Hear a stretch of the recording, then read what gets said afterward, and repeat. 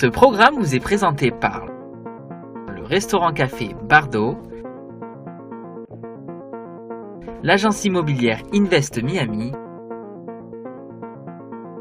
et votre voyagiste Contact Tour.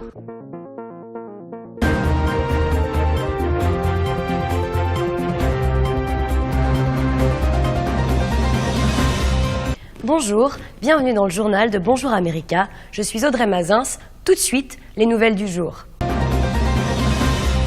Commençons par la Grande-Bretagne, où encore une fois des piétons ont été la cible d'une voiture folle.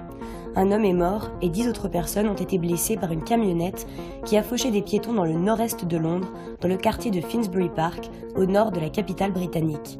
Le véhicule aurait intentionnellement foncé sur les fidèles, a annoncé la police, qui a chargé son unité antiterroriste de l'enquête.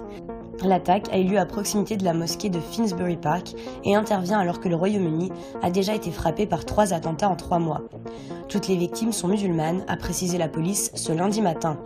Selon Neil Bassu, coordinateur national de la police antiterroriste, un certain nombre d'éléments laissent penser qu'il s'agit d'un acte terroriste, même s'il est encore trop tôt pour affirmer avec certitude.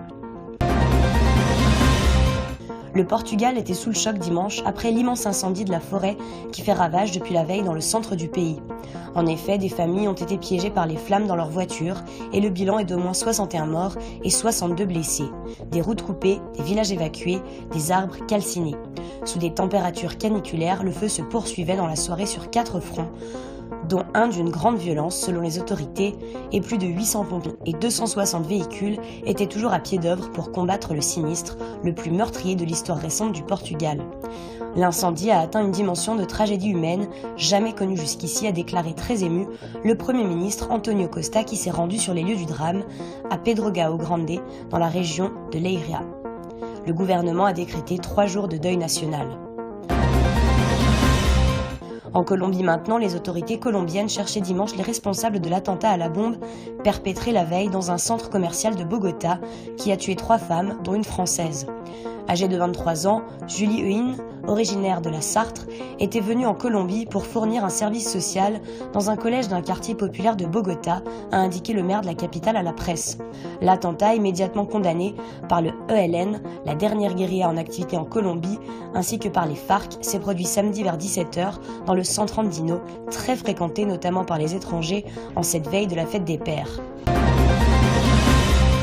En France, le second tour des élections législatives a donné une majorité absolue, mais moins large que prévu au président de la République. L'abstention record, près de 60%, sonne par ailleurs comme un avertissement pour le chef de l'État. Emmanuel Macron et son gouvernement sont désormais prêts pour se mettre au travail. Le second tour des élections législatives a donné dimanche 18 juin une majorité claire à La République En Marche, même si on est finalement loin du raz-de-marée annoncé, et si près de 60% des Français se sont détournés des urnes. Un double signal adressé au nouveau président de la République qui dispose désormais de tous les leviers pour mettre en œuvre son programme et concrétiser dans les faits la recomposition politique promise par son élection. Selon les estimations dimanche soir, La République En Marche, avec le MoDem, disposerait d'un groupe de 355 à 365 députés. Le président américain s'estime victime d'une chasse aux sorcières par rapport aux investigations menées sur la possible entente entre la Russie et son équipe de campagne. Son avocat, quant à lui, nie toute enquête à ce propos. Donald Trump vante par la même occasion son bilan pour les premiers mois de son gouvernement.